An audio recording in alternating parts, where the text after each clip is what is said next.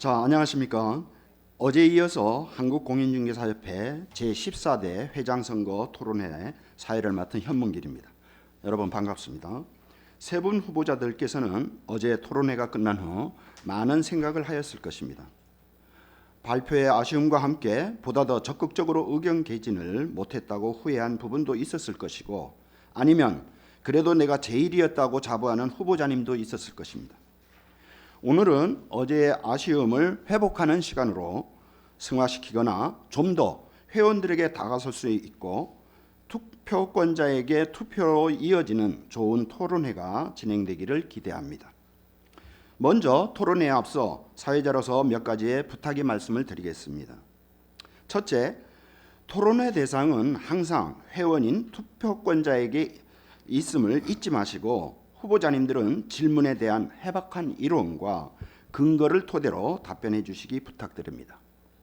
그러나 이러한 전제가 아닌 상대 후보에 대한 개진 내용을 다시 언급하거나 후보자 간의 질문은 자제해 주시고, 오후 토론회 시간에 후보자 간 적극적으로 의견 개진을 하여 주시기 바라겠습니다. 즉, 이번 2차 토론은 주어진 질문에 대한 후보자 입장에서 질문에 대한 발전 방안이라든지 대처 방안 및 대응 방법, 그리고 개선 방안에 대해서 좀 더 내공 있는 실력들이 발휘되기를 기대합니다.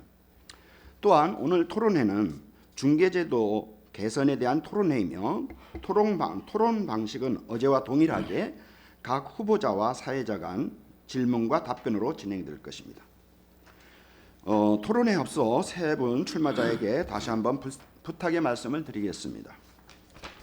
본인이 주장이 먼저가 아닌 상대 의견을 경청해 주시고, 순서가 되면 고견을 제시하여 주시기 바라겠습니다. 본 토론회가 원만하게 진행되기 위해서 출마자님들이 적극적인 도움이 필요할 때입니다. 그리고 각 질문에 대한 순서는 어제 토론회와 같이 제가 진행을 할 것입니다. 또한 진행 시간 또한 엄수해 주시기 부탁드립니다. 발표 시간은 각자 5분으로 하고, 엄수가 되지 않으면 어제와 같이 마이크 사용을 중지시키고 발언 또한 중지시키겠습니다. 자, 그러면 이제부터 바로 2차 토론회를 시작하겠습니다. 이번 제14대 회장선거 토론회에 시작을 하면서 각 후보자님들은 기조연설과 출마의 당위성을 3분 이내로 여러분들이 하시면 됩니다. 자, 기조연설의 순서는 아까 이제 추첨한 대로 첫 번째 김영범 후보님께서 하실 건데, 어저께 얘기했듯이 우리 김영범 후보님은 회직자 중심이 아니라 회원이 중심인 회원의 협회를 만들겠다라고 주장을 하고 계십니다. 김영범 후보님께 기조연설 부탁드리겠습니다. 네, 안녕하십니까. 존경하는 회원 여러분, 제14대 협회장 선거에 출마한 기호 1번 김영범입니다. 오늘이 벌써 11월 30일입니다. 엊그저께 시작한 2024년이 이제 달력이 딱 하나 남았습니다. 우리 회원님들 올 한해 11개월 동안 달려오시느라고 정말로 고생 많으셨습니다. 힘드셨죠? 하여튼 오늘 주말 잘 보내시고 11월 유종짐이 거두시고 다가오는 12월 한 달 마무리 잘 하시기 바라겠습니다. 어떻게 얘기하다 보니까 항상 전 1번만 뽑습니다. 자, 아무래도 이게 일에 무슨 뭐가 있나 봅니다. 아무래도 제가 일도 잘하고 1등도 할 것 같습니다. 우리 회원님들이 잘 눈여겨보셨으면 좋겠습니다. 제가 좋아하는 말이 하나 있습니다. 제가 좋아하는 말 중에 두려워하면 실패하고 설레이면 성공한다는 말이 있습니다. 저는 협회장 선거에 임하면서 우리 새로이 매일매일 만나는 우리 회원님들, 그리고 여러 회직자님들을 만나면서 두렵기보다는 설레이고 가슴이 벅찼습니다. 그리고 제가 몰랐던 것도 많이 배웠고 우리 업계의 현황에 대해서도 정확히 알게 되었습니다. 과연 제가 어떻게 출마했냐고 많은 분들이 묻습니다. 저는 제가 출마하게 된 가장 큰 계기는 정말 갈수록 중개업 현장이 어려워지고 있습니다. 어려워지고 있는 현장에서 과연 우리 협회 집행부가 제대로 역할을 하고 있나, 그 생각을 가지고 처음부터 시작을 했습니다. 일례로 우리의 전유물이었던 권리금 계약서 작성조차 할 수 없게끔 만들어진 지난 4월달 대법원의 판결을 보면서 13대 집행부는 과연 회원을 위한 집행부 맞는지 의심이 컸습니다. 특히 몇 개월 전 천안의 모처에서 있었던 전국 시도의장 회의에서 권리금 계약에 대한 협회의 지침을 요구하자 협회가 나서서 지침을 주면 행정사의 소송에 휘말릴 수 있으니 시도회 자체적으로 알아서 하라는 무책임한 말을 듣고서 과연 이들이 집행부로서의 소임을 다하고 있는가는 의문이었습니다. 또한 법정단체 비용으로 25 플러스 알파를 드리고도 결과물도 없이 회원들에게 희망 고문만 해온 집행부를 보면서 많은 환멸을 느꼈습니다. 그리고 사소한 실수까지 500만 원 이하의 과태료를 부과하는 행정청의 행태에 대해서도 제대로 된 대처를 전혀 못하는 무능함을 보면서 용서나 사과보다는 핑계를 대는 이종우 후보를 보면서 출마를 하게 되었습니다. 이상입니다. 자, 이제 우리 김영범 의원님의 기조 연설이 있었고요. 자, 이어서 두 번째로 다시 뽑아 우리 미래의 다시 새로 뽑아 우리의 미래를 실현할 여유가 없다라고 주장하시는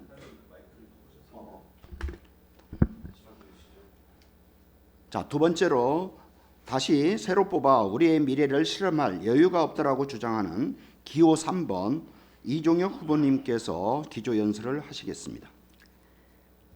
예, 회원 여러분 안녕하십니까? 기호 3번 이종혁입니다. 어제 잘 주무셨습니까? 저는 한 점도 자질 못했습니다. 참 안타깝습니다.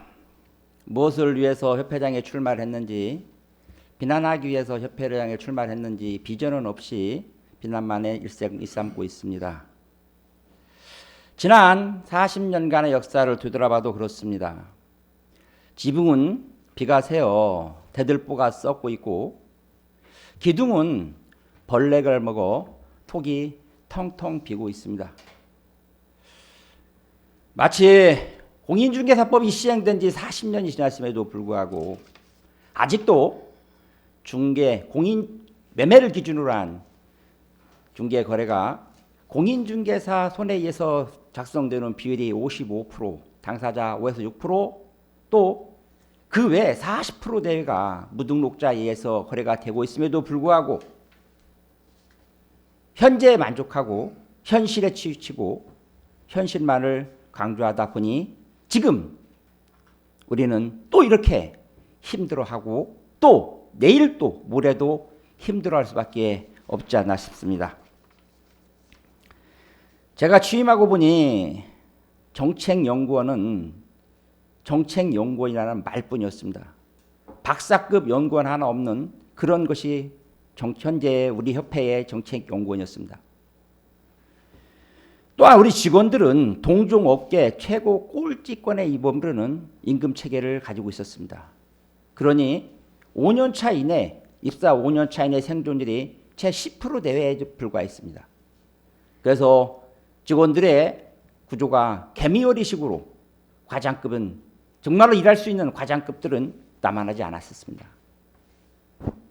이래서 3년 차만 누드룩하고 또 그만두고 또 새롭게 뽑는 그러한 협회가 되다 보니 과연 협회가 발전할 수 있었겠습니까? 일은 사람이 합니다. 유능한 직원들이 있어야 협회가 발전할 수 있고 미래가 할 수 있습니다. 새로운 것을 시도하는 것을 두려워하고 뒷감당하니 책임질 것을 두려워서 시도하지 않는다면 협회는 발전할 수 없습니다. 저는 많은 것을 시도했고 많은 것을 또 진행해 왔습니다. 이제 다시 그러한 것들을 마무리 짓고 제 손으로 시작한 거다 보니 제 손으로 마무리 짓고서 다시 한번 출마하게 되었습니다. 기억해 주십시오. 기호 3번 이종혁입니다. 감사합니다. 자, 그러면 이제 마지막으로 위기에 처한 협회를 힘 있는 협회로 만들겠다라고 주장하시는 출마기호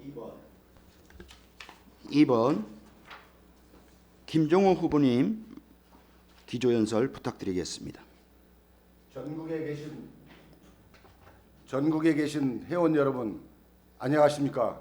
이번에는 2번 기호 2번 김종호 인사드리겠습니다.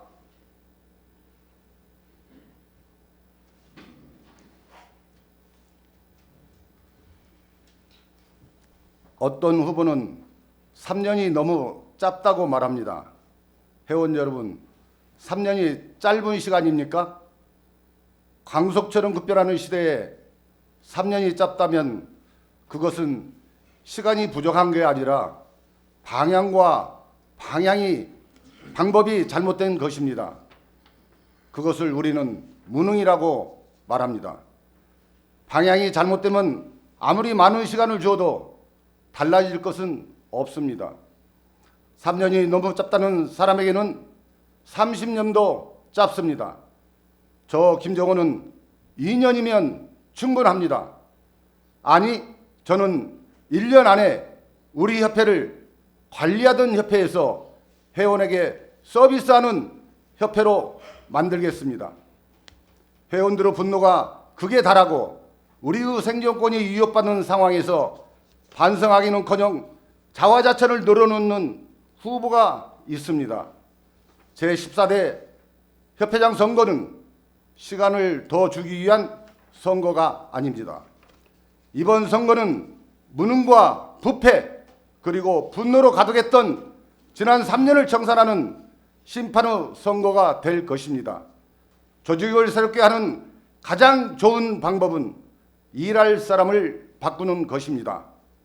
저는 서울 마포구에서 중개업을 시작하여 8년간의 부회장과 6년간의 지회장 그리고 3년간의 중앙회 대의원과 지부장을 고루 경험한 유일한 후보입니다. 우리 중개업은 다양한 분야가 있지만 대다수의 회원님들께서는 주거용 부동산을 대상으로 영업을 하고 계십니다. 그러나 지금까지는 역대 협회장 중에 주거용 부동산을 주로 취급했던 사람이 거의 없었습니다. 이제 한 번쯤은 주거용 부동산 전문가가 우리 회원을 대표해야 하지 않겠습니까? 여러분의 지지와 성원으로 부족한 제가 협회장이 된다면 먼저 말도 많고 탈도 많았던 법정단체를 완전한 법정단체로 확실하게 마무리하겠습니다. 투쟁할 줄 모르는 나약한 리더는 아무것도 얻지 못합니다. 곧 다가올 3년은 우리의 생존권이 걸린 마지막 기회이며 전쟁터가 될 것입니다. 자, 이렇게 해서 세 분 후보자들의 기조연설을 들어보았습니다.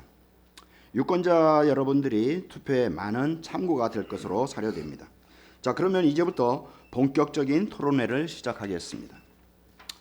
오늘 토론회 자료 역시 14대 회장선거관리위원회에서 각 후보님들께 공통적 질문지를 보내드린 것으로 알고 있습니다. 이 개선 분야에 대한 이제 질의 5개 있는데 답변은 각각 5분씩 여러분들이 하시면 되겠습니다. 자, 먼저 첫 번째 질의를 드리겠습니다. 공인중개사와 중개업권 보호에 대한 질문입니다. 공인중개사법은 타 자격사법과 다르게 공인중개사의 업무나 중개업을 보호하는 것이 아니라 각종 사회 문제가 발생할 때마다 개업 공인중개사를 개입시켜 공인중개사에게 책임을 전가시키고 있는데 이에 대한 문제점을 해소할 수 있는 제도 개선 방안은 무엇인지 후보자님들께서는 제시해 주시기 바라겠습니다. 답변 순서는 제일 먼저 기호 1번 김영범 후보님부터 시작을 하겠습니다. 네, 기호 1번 김영범 후보입니다. 개업 공인중개사와 중개사에 대해서 좀 말씀을 드리고 싶습니다. 최근에 35회 공인중개사 합격자 현황이 나왔습니다. 무려 15,000명가량이 또 추가로 합격했습니다. 35회까지 합격자 수가 55만 명이 넘습니다. 우리나라 인구 5,100만으로 기준했을 때 92명당 1명이 저희 중개사 자격증을 가지고 있습니다. 약 55만 중에 개업한 공인중개사는 약 11만 정도 됩니다. 그렇다면 20% 정도밖에 개업을 안고 있습니다. 이거에 대한 정부의 정책도 사실 없었고 우리 협회에도 대책이 사실은 없습니다. 이런 것도 우리가 심각하게 고민을 해야 될 것 같습니다. 중개사 자격증이 있다고 해서 다 개업공인중개사 아니지 않습니까? 우리 중개사를 위한, 특히 개업공인중개사를 위한 제도를 반드시 만들어야 된다고 생각합니다. 그러나 최근에 일어난 서울 강서구나 인천 미추홀구 등등에서 벌어진 일부 일탈된 중개사님들의 전세 사건으로 인해서 많은 우리 중개사들에 대한 개업공사에 대한 이미지가 추락된 게 사실입니다. 그래서 앞으로 우리 협회에서는 이런 부분에 대한 것을 분명히 짚고 넘어가야 된다고 생각합니다. 우선 공인중개사의 신뢰를 향상시키는 방안을 볼 때 우리는 협회에서 차원의 강한 윤리 헌장을 제정하고 분쟁 조정위원회 설치 및 활성화를 통해서 국민과 정부에 대해서 신뢰를 얻을 수 있는 개업공인중개사 협회가 되어야 되지 않나 생각을 합니다.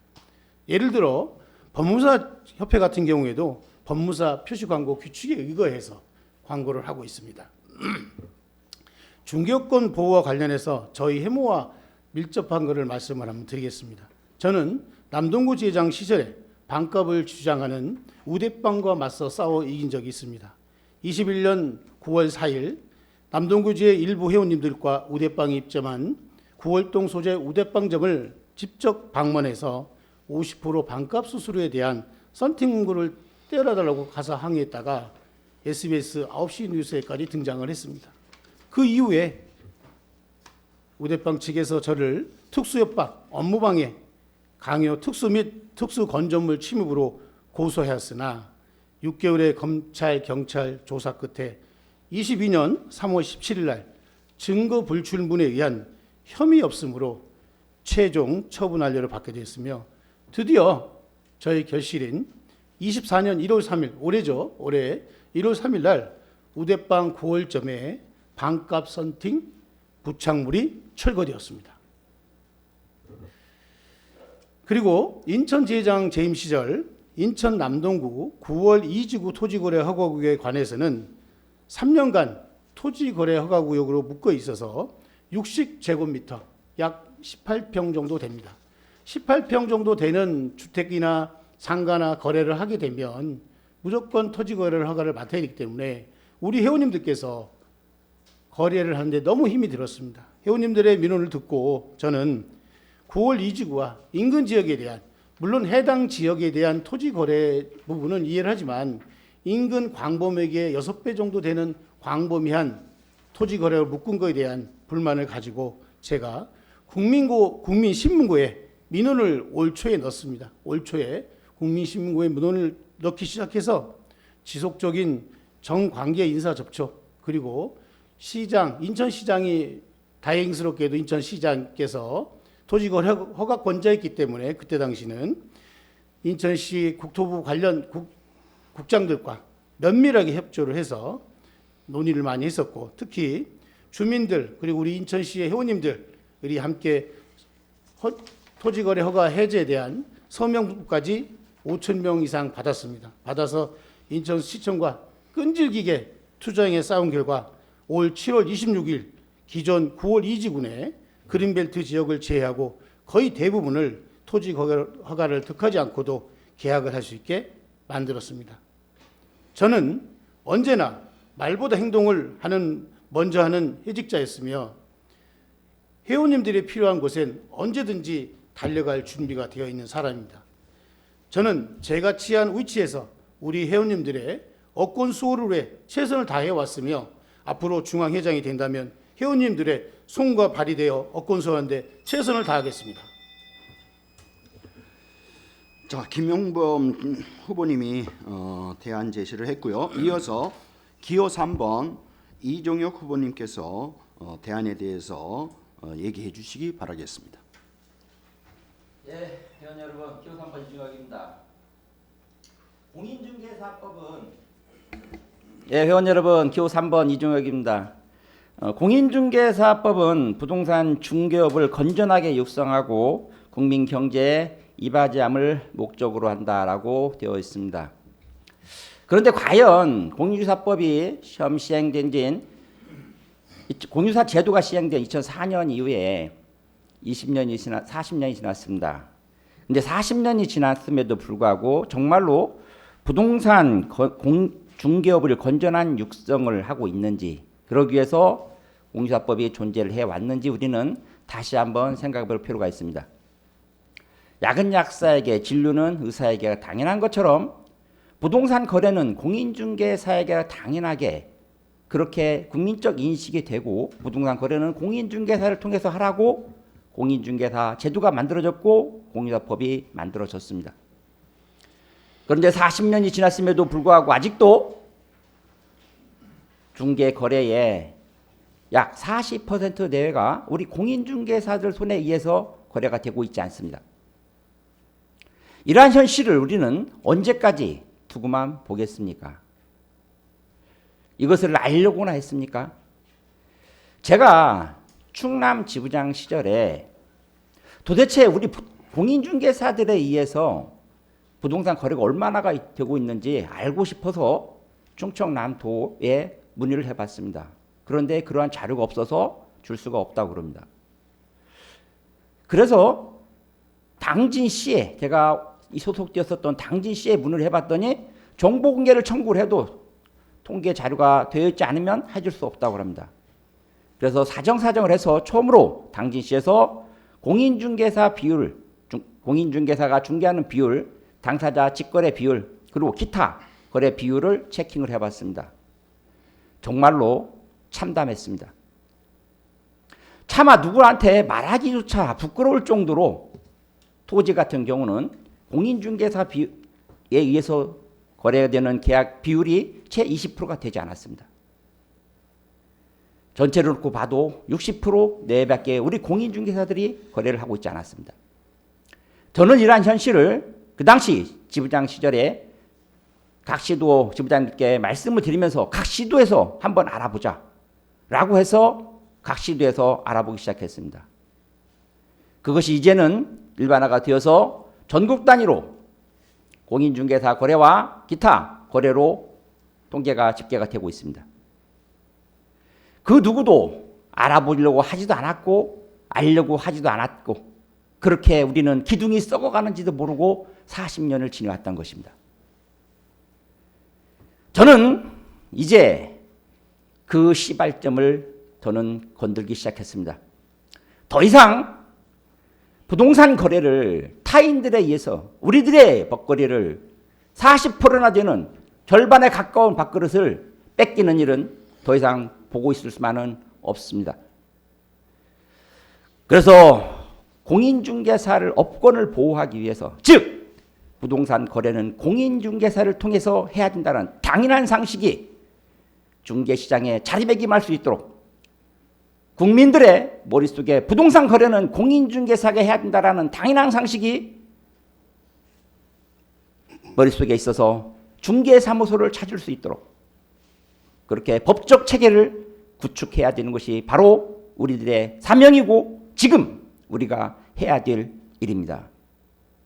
그래야 5년 후, 10년 후에도 우리 공인중개사들이 지금처럼 어렵지 않을 수 있습니다. 우리들의 밥그릇만 제대로 찾아와도 지금처럼 어렵지 않습니다. 우리는 진작 했었어야 됩니다. 그런데 그것을 방관하고 일을 하려고 하지 않다 보니까 현재에 있었던 것입니다. 그 외에도 과태료도 마찬가지입니다. 저는 이미 국토부를 통해서 1회 30만 원, 2회 70만 원, 3회 120만 원을 하자고 이미 건의하고 협의 중에 있습니다. 권리금도 마찬가지입니다. 2006년도에 처음 패소 판결을 받았을 때 국정부에서, 아니 우리 협회에서 적극적으로 대처를 했었어야 됩니다. 이제는 더 이상 미룰 수 없는 기에 저는 또 나섰던 것입니다. 반드시 해내겠습니다. 기호 3번 이준경은 반드시 마무리 짓고 싶습니다. 감사합니다. 자, 이종혁 후보의 중개업권 보호에 대한 좋은 답변이었습니다.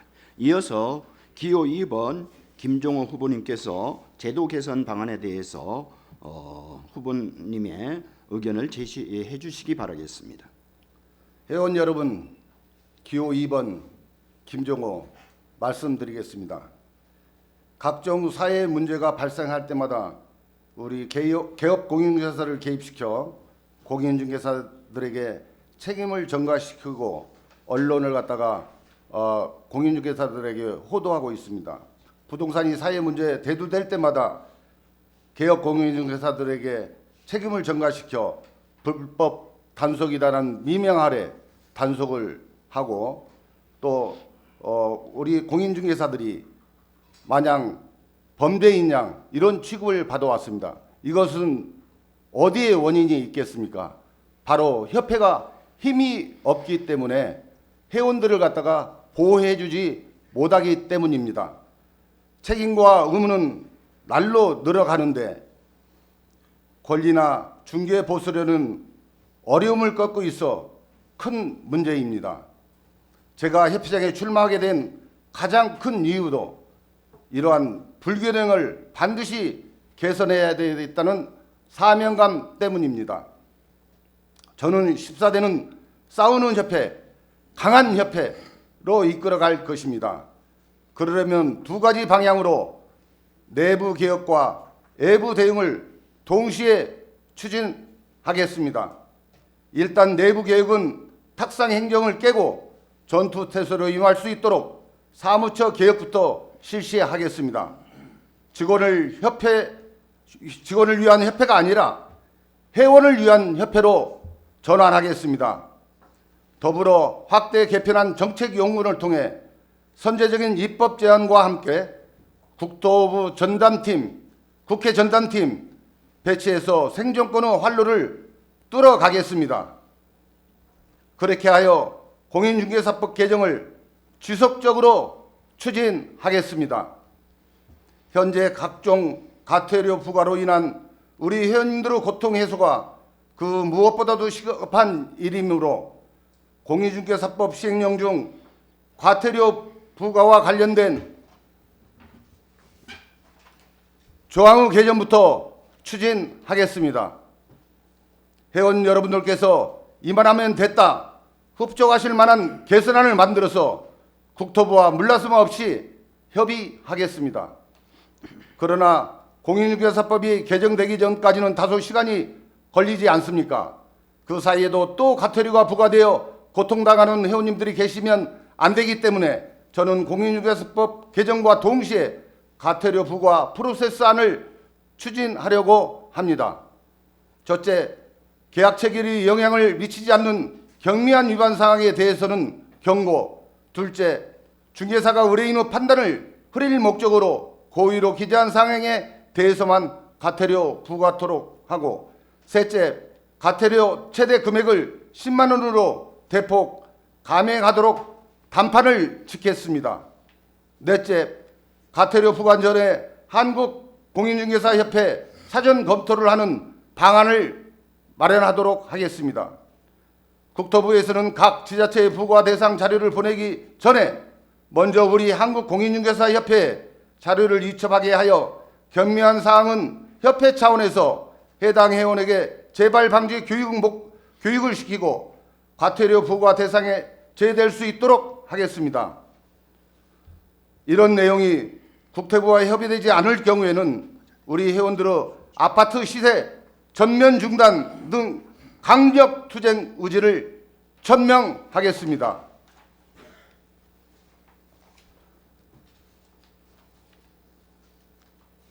회원 여러분, 우리 공인중개사법이 공인중개사를 지키지 않으면 어디에 법을 하소연하겠습니까?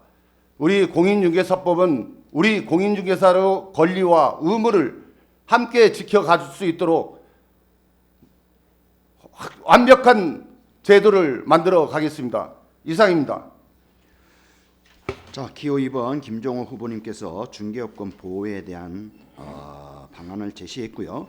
어떻든 새 후보자님들이 각자 좋은 의견을 제시했습니다. 이어서 그러면 두 번째 질문으로 들어가겠습니다. 중개보수의 근본적인 개선 방안에 대한 질문입니다. 현행 중개보수는 중개보수 요율, 실비, 월전세, 전환 배열 등 다양한 구조로 이루어져 있으며 공인중개사법 제정 이후에 근본적인 변화 없이 정부는 요율만 조정하고 있습니다. 최근 수도권을 중심으로 젊은 층이 임장활동 등장으로 회원들에게 힘들게 하고 있고 중개보수의 근본적인 개선이 필요하다고 생각하는데 각자의 후보자님들은 이에 대한 방안 및 입장은 어떤 것이 있는지 말씀 부탁드리겠습니다. 자, 답변의 순서는 이번에는 기호 3번 이종혁 후보님부터 시작을 하겠습니다. 예, 회원 여러분, 기호 3번 이종혁입니다. 고객이 와서 물건을 보여주자고 하면 안 보여줄 수 없죠. 그래서 보여줍니다. 한 개만 보여주면 괜찮습니다. 한 개, 두 개, 세 개, 오전 내에 보여줄 때도 있습니다. 그러나 계약서 작성하지 않고 그냥 가는 경우가 허다합니다. 참으로 허망합니다. 이러한 일이 오늘만 있는 게 아니라 내일 모레 어제도 있었고 또 아마 10일 후에도 또 있을 것입니다. 우리는 왜 이렇게 계약을 쓸지도 안 쓸지도 모르는 사람한테 시간을 낭비하고 기름값을 낭비하고 또 비용을 지출해야 됩니까? 변호사나 법무사처럼 상담료 1시간 상담료 얼마라고 책상 위에 써 붙일 수 있으면 얼마나 좋겠습니까? 이제 우리도 들어가는 문 입구에 상담료 얼마, 임장료 반경 1km 이내 얼마 또는 횟수별 얼마라고 써놓을 수 있는 때를 만들어야 됩니다. 마치 투어하듯이 마치 당연하게 볼 수 있는 것듯이 그렇게 요구를 합니다. 참으로 허망합니다. 이제는 임장활동비, 상담료 반드시 법제화시켜야 됩니다. 이미 공인중개사법에는 실비를 청구할 수 있는 권한이 있습니다. 이것을 조금만 더 가미해서 임장활동 또는 상담료에 대한 체계를 법적 체계를 만들어야 됩니다. 저는 또한 비주거용 중개보수에 대해서 한번 말씀드리고 싶습니다. 우리나라는 시장경제 자유국가입니다. 그래서 국가에서 가격을 통제하는 것은 사실은 극히 일부입니다. 어떻게 보면 시장경제 자유국가에서는 가격을 통제하는 것이 국가에서 통제하는 것이 맞지 않습니다. 그럼에도 불구하고 극히 일부의 항목에서 가격을 통제할 때가 있습니다. 그것은 국민 경제에 미치는 영향이 클 때입니다. 즉 우리의 중개 보수가 0.9%로 제한될 수 있다는 것은 그 이야기는 국민 경제에 미치는 영향이 크다는 것입니다. 그래서 전때 협회장 때 헌법소원 했었을 때 보면 중개 보수를 통제하는 것이 국민 경제에 미치는 영향이 크다 보니 또는 국민의 주거 안정에 미치는 영향이 크다 보니 가격을 통제하는 것이 합당하다라고 합니다. 자, 그러면 비주거용은 어떻습니까? 비주거용의 중개 거래는 대부분이 투자 또는 본인의 업무의 필요성에 의해서 또는 사업의 목적을 위해 때문에 공장도 사고 토지도 사고 상가도 삽니다. 과연 이것까지 전부 다 국민 경제에 미치는 영향이 크다라고 볼 수가 있겠습니까? 주거용에 대해서는 국민적 반감이 심할 것으로 저도 알고 있습니다. 그렇다면 비주거용에 대한 중개 보수까지 0.9%로 제한함으로써 중개 보수를 국가에서 통제한다는 것은 맞지 않습니다. 이제는 비주거용에 대한 중개 보수는 전면 자율화시켜야 됩니다. 외국의 사례처럼 2%에서 7%까지 일의 난이도에 따라서, 일의 양에 따라서 중개 보수를 차별화시켜야 됩니다. 토지의 거래만 놓고 봐도 그렇습니다. 어느 사람은 단순한 중개 대상물에 대해 중개만 원하는 분도 있지만 어느 분은 분할, 어느 분은 개발 행위에 대한 부분까지도 컨설팅 해주기를 원합니다. 국민들 입장을 놓고 봐도 중개 보수가 제한이 되어 있다 보니까 서비스를 더 받을 수 있는 권한이 오히려 더 강해지고 있습니다. 비주거 용에 대한 중개 보수 체계는 이제는 전면 자율화시키도록 법 체계를 저는 개선해야 된다고 생각합니다. 그래서 그거에 대한 연구 용역을 이미 실시를 했고 내년 봄을 기점으로 학술대에서 다양한 학술대에서 발표를 통해서 이슈화시키고 학계에 이슈화시키고 나아가서는 법 제도에 개선할 수 있도록 국토부와 정치권에 해결할 생각입니다. 감사합니다. 자, 기호 3번 이중혁 후보님께서 개선 방안에 대해서 제시를 했고요. 이어서 기호 2번 김종호 후보님께서 답변 부탁드리겠습니다. 네, 기호 2번 김종호 말씀드리겠습니다. 중개 보수 요율 너무나도 중요합니다. 우리 회원들이 가장 중요하게 생각하는 부분 중에 하나입니다. 매일 영업 현장에서 중개를 하고도 잔금 시에 얼마나 많은 스트레스를 받고 계십니까? 이놈의 협의 때문에 죽을 지경이라고 말들을 많이 합니다. 그래서 중개 보수료를 받을 때 잔금 시에 제대로 한번 받지 못하고 항상 전전긍긍하면서 가슴앓이를 하고 있습니다. 이걸 해결해 주기 위해서 협회장에 나왔습니다. 자, 월세 전환 배율도 우리 전월세 전환 배율도 우리 중개 보수에서 얼마나 불이익을 많이 당하고 있습니까? 돈 많은 사람이 월세를 놓고 돈 없는 사람이 전세를 놓는 시점에서 돈 많은 사람은 중개 보수료를 적게 내고 돈 적은 사람은 중개 보수료를 많이 내는 그런 불합리한 부분을 이번에 시정토록 하겠습니다. 그래서 전월세 전환 배율을 포함한 중개 보수 요율 그리고 상담이나 임장과 관련한 현실적인 보수 개선은 우리 회원은 모두의 수건이며 당면 과제입니다. 저는도 세분화한 보수 요율제로 시민단체 등 학계, 정계, 애국어 사례 등을 충분히 설명하여 긴밀한 협조를 구하고 국민적 호응을 얻어낼 것입니다. 특히 저는 협의가 아닌 고정 요율로 개정을 추진할 것입니다. 협의라는 것 자체가 많은 분쟁과 거래질서 혼란을 야기시킵니다. 어떤 자격사도 보수 요율을 협의로 정하지 않습니다. 아닌 말로 국토부 공무원 월급을 매달 협의하자고 하면 좋겠습니까? 저 김종우는 타 자격사와 같은 고정률로 개정한 뒤에 상황에 따라 자체적인 협의를 이뤄내는 것이 더 합리적이라고 생각합니다.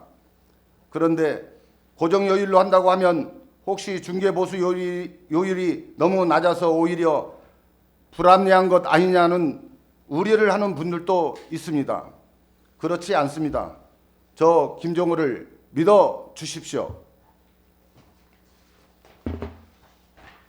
고정요율을 현재의 협의 요율 수준으로 제시할 것입니다. 그것만으로도 외국 기준에 비하면 현저히 낮지 않습니까? 이제는 알아서 길 때도 아니고 스스로 물러설 때도 아닙니다. 또한 지역 여건에 맞도록 지자체별로 조례에 따른 전월세 전환 배율을 반드시 이루어낼 것입니다.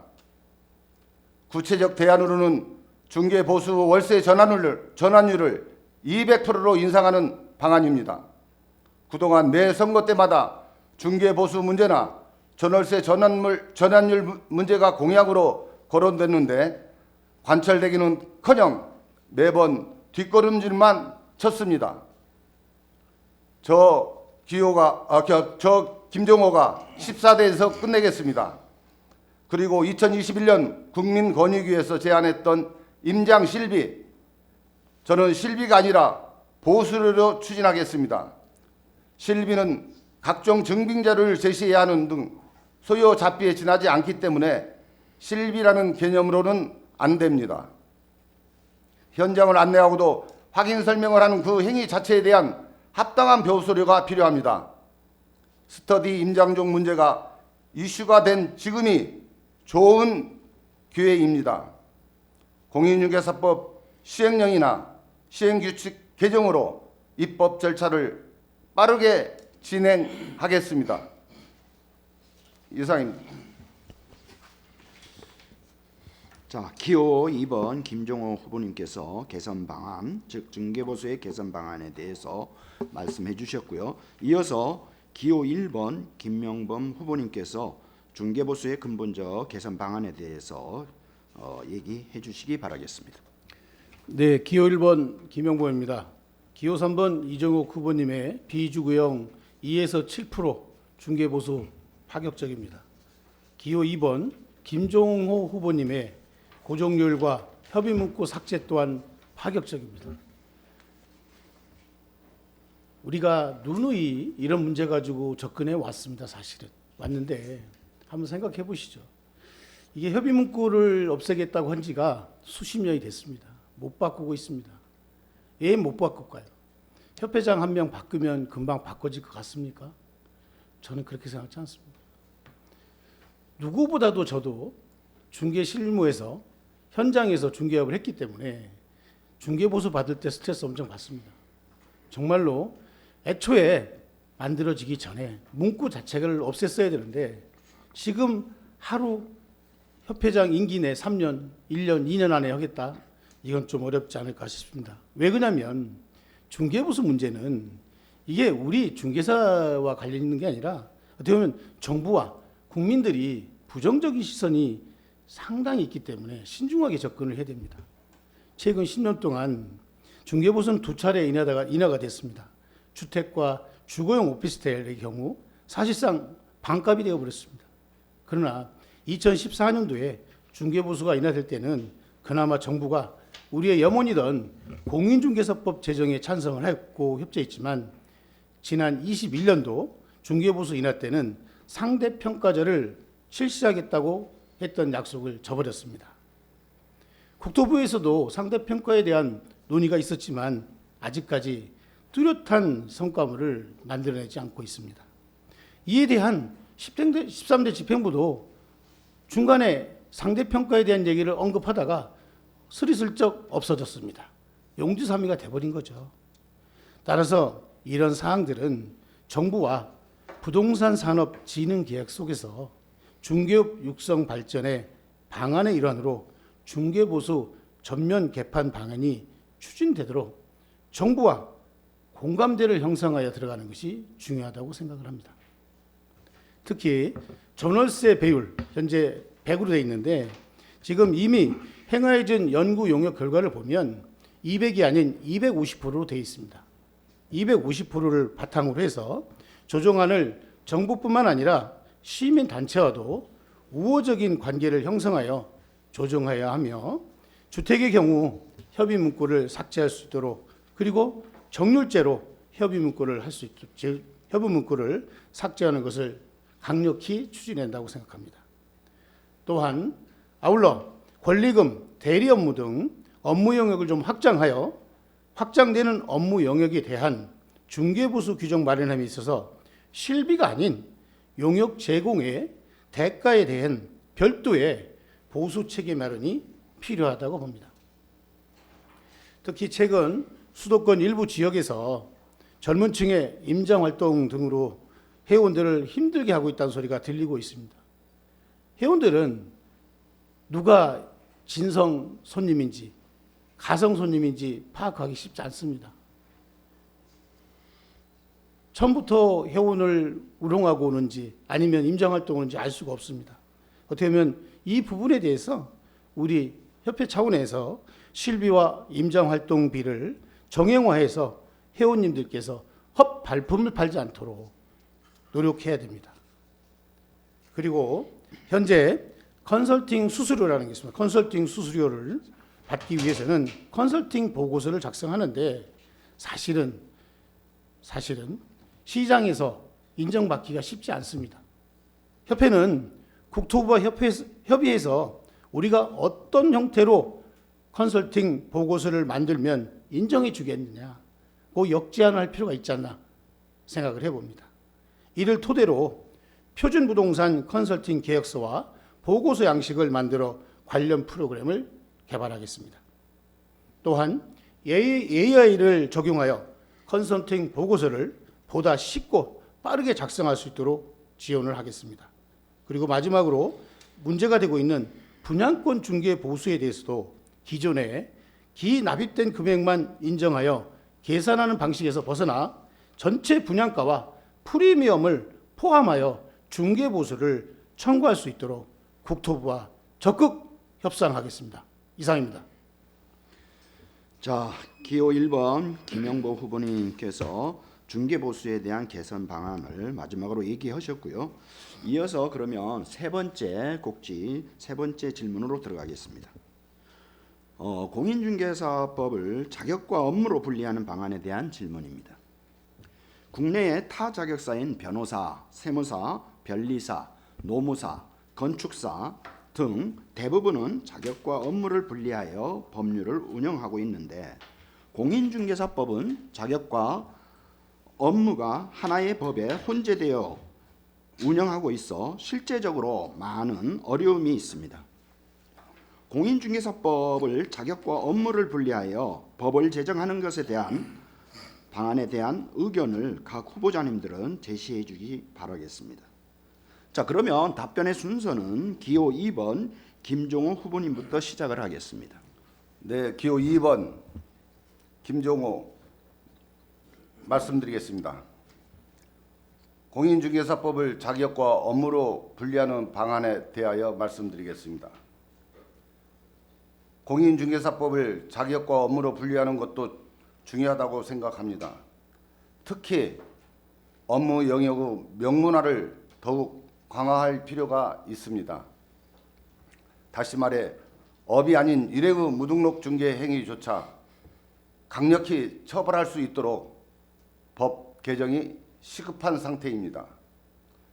또한 갱신 계약이나 상가 임대차와 연계된 권리 계약, 부동산 관련 세무 상담 등 영역적 충돌에 대한 이권을 반드시 찾아 명문화시켜야 합니다.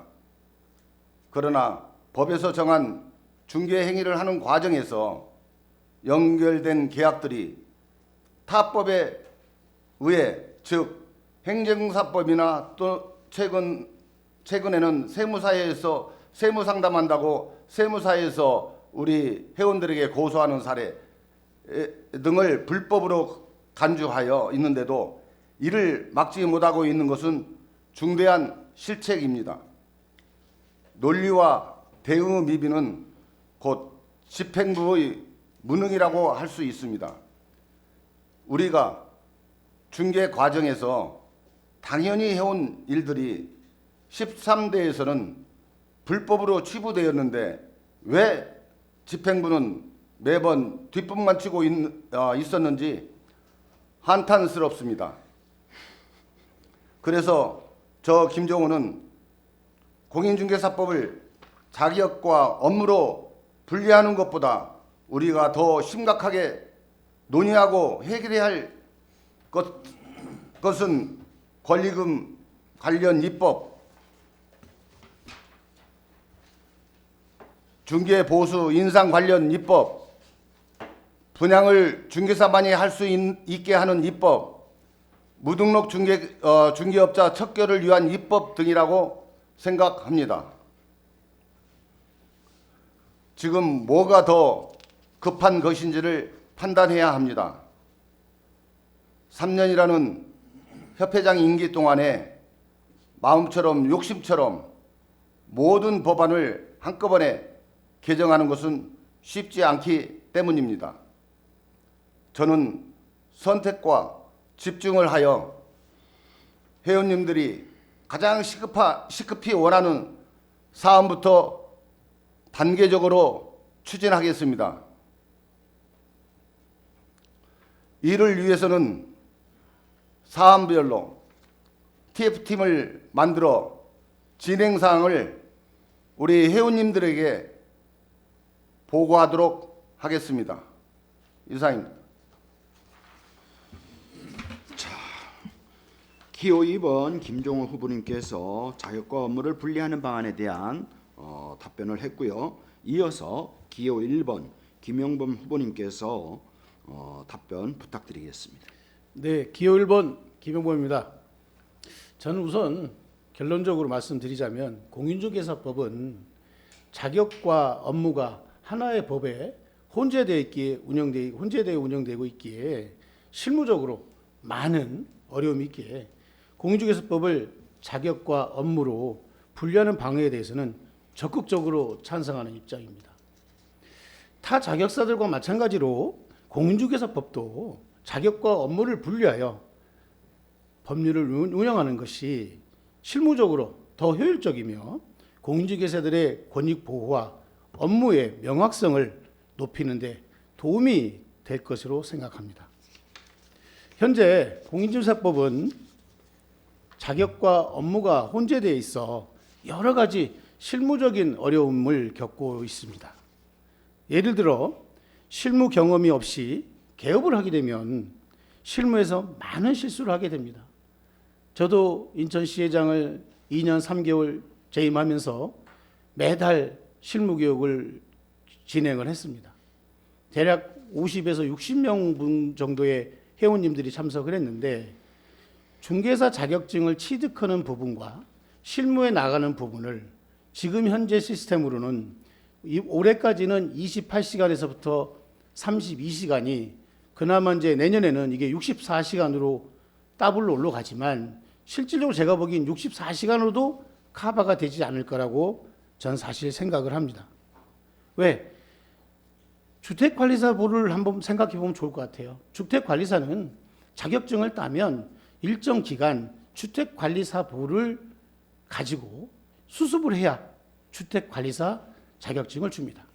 우리 중개사도 자격증을 취득했다고 해서 바로 실무에 투입하지 말고 일정 기간, 가령 예를 들면 6개월이라든가 1년이라든가 실무 보호를 통해서 하다 보면 나아질 거라고 생각합니다. 실례로 제가 아는 분이 오픈을 해서 중개사 시험을 볼 때 전혀 듣지도 못했던 현금 영수증 발행을 전혀 못했던 거예요. 현금 영수증은 내가 거래일로부터 5일 이내 발행하게 됐는데 이분이 그것도 모르고 있었고 또 심지어는 실거래 신고에 대한 거는 그냥 30일만 알았지 내가 국토교통부 실거래 사이트에 가서 어떻게 하는지에 대한 거는 어느 누구도 가르쳐주지 않아서 그걸로 인해서 과태료를 당하는 해프닝을 보았습니다. 자격증 공부나 실무 교육을 통해 받을 수 있는 것으로 실지 개업해야지 실지 개업 시 할 업무가 과중해질 수가 있습니다. 우리도 어쩌면 주택관리사와 같은 보호제도를 꼭 만들어야 될 거라고 생각을 하고요. 보통 보면 개업 이후 1년 이내 폐업률이 가장 높은 것은 사전에 충분한 실무 경험을 득하지 못했기에 생각지 못한 중개사고 등으로 인해 중도하차하는 경우가 비일비재하지 않았나 생각을 해봅니다. 그리고 자격과 업무를 분리하게 되면 양도대여나 불법 중개의 가능성이 많이 축소될 수 있다고 생각을 합니다. 결론적으로 공인중개사법의 자격과 업무를 분리하면 중개업의 범위와 전문성을 명확히 하여 공인중개사로서의 역할을 더 세분화하고 효율적으로 운영할 수 있다고 생각을 합니다. 그러나 자격과 업무를 분리하는 데는 법적인 조정 절차와 기존 중개사님들의 업무 영역 변화에 따른 혼란이 생길 수 있기 때문에 신중히 생각을 해야 됩니다. 업무 범위가 확대되면 각 분야에서의 법적 책임이 복잡해지기 때문에 중개사의 책임 범위가 모호해질 수도 있습니다. 따라서 공인중개사법을 자격과 업무로 분리하는 방안은 신중하게 추진해야 하며 이에 따른 법적 제도적 준비가 필요하다고 생각합니다. 이상입니다. 자, 이제 기호 1번 김용범 후보님께서 자격과 업무에 분리하는 부분에 대한 답변을 해주셨고요. 이어서 기호 3번 이종혁 후보님께서 공인중개사법 자격과 업무를 분리하는 방안에 대해서 의견 제시 부탁드립니다. 예, 회원 여러분, 기호 3번 이종혁 말씀드리겠습니다. 자격과 업무를 구분하는 것은 당연히 해야 됩니다. 타 자격사, 즉 변호사, 법무사, 세무사 모두 다 자격과 업무가 분리되어 있습니다. 그러나 아쉽게도 우리 공인중개사법은 처음에 공인사법 자체로 시작한 게 아니었습니다. 2004년도 공인중개사 제도가 시행된 이후에 부동산 거래 및 공인중개사 부동산 거래에 실권한 법률로 시작되었고 2014년도에 이계광 회장님 때 비로소 공인중개사법이 급조가 되었습니다. 그러다 보니 그 당시에 자격과 업무가 구분이 없이 그냥 통으로 공인사법이 만들어졌습니다. 자, 이제 그러고 나서 10년이 흘렀습니다. 2024년도 이제는 다시 우리는 자격과 업무에 대해서 왜 구분을 해야 되는지를 말씀드리겠습니다. 분명히 우리들은 요즘 많은 과태료라든가 또 중개 업무에 대한 과중이라든가 그런 부분을 가지고 많이 혼란을 겪고 있습니다. 자격과 업무에 대해서 구분이 되어 있지 않다 보니까 우리 공인중개사들에 대한 업무의 전문성이 자꾸 퇴색되고 있는 것입니다. 저는 좀 전에 우리 김용범 후보님께서 말씀하신 공인중개사의 실무교육 제도를 제가 와서 28시간에서 32시간 하는 것을 64시간으로 늘려놓았습니다. 이래서 5년 차의 사고 비율이 가장 높습니다. 그리고 1년에 약 10,000명 정도가 개업을 하고 또 10,000명 이상이 또 폐업을 합니다. 이런 상황 속에서 준비가 되지 않고 중개업을 시작하다 보니 많은 실수가 반복되고 있습니다. 또한 저는 국토부에 이미 소속 공인중개사 제도에 대한 수습제도를 이미 제안을 한 상태였습니다. 아마 시도 이 자리에 계신 두 분의 회장님도 제가 했었다는 것을 들으셨을 것입니다. 그러나 그것이 받아들이진 않았습니다. 공인중개사 자격증을 딴 사람은 3년 내내 딴 사람도 있지만 10년 내내 딴 사람도 있고 20년 내내 딴 사람도 있습니다. 그 사람이 중개업을 하지 않고 다른 업무를 하다가 공인중개사 자격증이 있다는 걸 가지고 그동안에 28시간 교육만 받으면 개업을 할 수 있었습니다. 길가에 지나가는 사람 잡아다가 28시간 교육시키고 중개업 하라고 하는 거가 뭐가 다릅니까? 이 얼토당토하는 자격제도가 바로 현재까지 이어졌었던 것입니다. 그래서 그 장롱면허자들, 즉 3년 이상 자격사를 따고 3년 이상 된 사람들에 대해서는 그 사람들이 다 새롭게 개업을 하려고 한다면 현재 120시간의 교육을 받아야 된다고 국토부와 많은 이야기, 즉 과목들을 또 금전적인 부분들을 같이 토의를 하고 있습니다. 이걸 머무르지 않고 저는 반드시 공인중개사를 개업을 하려면 개업 공인중개사가 되려고 한다면 미국의 사례처럼 최하 2년에서 3년 정도의 수습을 거쳐야만이 개업을 할 수 있는 그런 제도가 하루빨리 자리매김할 수 있도록 돼야 된다고 생각합니다. 공인중개사법은 자격과 업무로 구분을 시켜서 공인중개사법에는 자격 취득과 유지 또 협회에 대한 부분만을 남겨야 두고 나머지는 가칭 부동산 중개 및 표시 광고에 대한 법률이라는 것으로 제정을 새롭게 해야 됩니다. 그래서 이곳에서 중개 행위라든가 중개 의뢰 또는 중개 대상물에 대한 종류 또 중개 대상물에 대한 표시 광고 또 중개 대상 확인 설명대행에 대한 부분들 설명서 작성에 대한 부분들 또 거래계약서 작성에 대한 부분들 행정벌 등 이러한 부분들은 업무 부분으로 구분을 시켜서 별도의 법을 만들어야 되는 것입니다. 이렇게 공인중개사법이 분법에 될 수 있게끔 연구 용역을 통해서 장기 과제로 우리는 반드시 만들어놔야 됩니다. 법은 빨리 해야 될 것이 있고 장기 과제로 또 추진을 해야 될 것이 있습니다. 무엇이 중요하고 무엇이 급한가에 따라서 추진을 해야 됩니다. 법정단체는 당장 급한 사실이지만 법은 장기 과제로 준비를 해야 됩니다. 감사합니다. 자, 이렇게 해서 기호 3번 이종혁 후보님께서 이제 자격과 업무의 분리에 대한 부분까지 얘기를 했고요. 어떻든 새 후보자님들의 각각의 좋은 의견 들어봤습니다. 자, 그러면 이제 네 번째 질문으로 넘어가겠습니다. 이번 네 번째 질문은 타 질문도 중요하지만 우리 중개사들에게는 중요한 내용이 될 것입니다. 최근 사회적 환경 변화에 따른 다음과 같은 사항으로 공인중개사법 개정 등이 시급해 보이는데 이에 대한 입장이나 방안에 대한 질문을 드리겠습니다.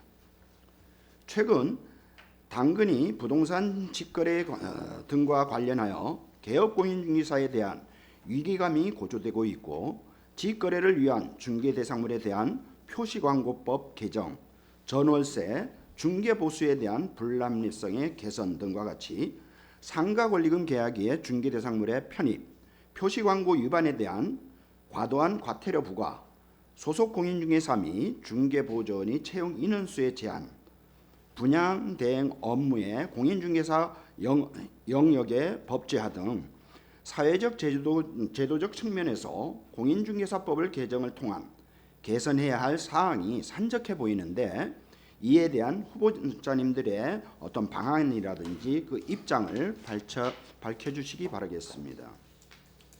자, 그러면 이번에 답변 순서는 기호 1번 김영범 후보님께서부터 먼저 시작하겠습니다. 제 기호 1번 김영범 후보입니다. 저희 공약집을 혹시 보셨습니까? 받아보신 분도 계실 거고 받아보지 못하신 분도 계십니다. 여기 저를 제외한 두 분의 후보 중에 한 분께서는 전국에 계시는 회원님들께 우편으로 며칠 전부터 배송을 해서 전국으로 우편 배송이 됐더라고요. 중선위에서도 새 후보에 홍보물이 들어가는 걸로 알고 있습니다. 이종신 위원장님께 한번 여쭤보겠습니다. 이종신 위원장님, 후보들의 홍보물은 언제 도착합니까? 안 됩니까 그게? 자, 이 부분에 대해서 정리를 하시고 의견, 네, 좋습니다. 입장이라든지 방안을 얘기하시죠. 다음 주에는 도착하겠죠. 다음 주에 도착하시면 저희 공약집 1호를 보십시오. 1호를 보면 당근이나 직다방에 대한 직거래 플랫폼의 대응 방안에 대해서 제1순으로 언급하고 있습니다.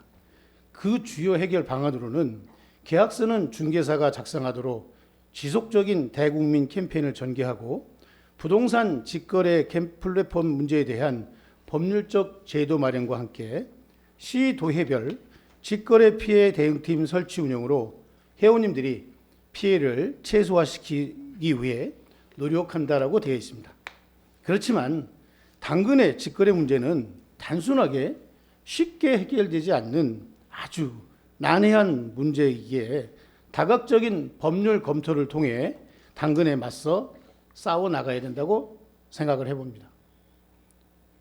회원 여러분, 당근이 22년도에 무려 7,094건의 직거래가 있었고요.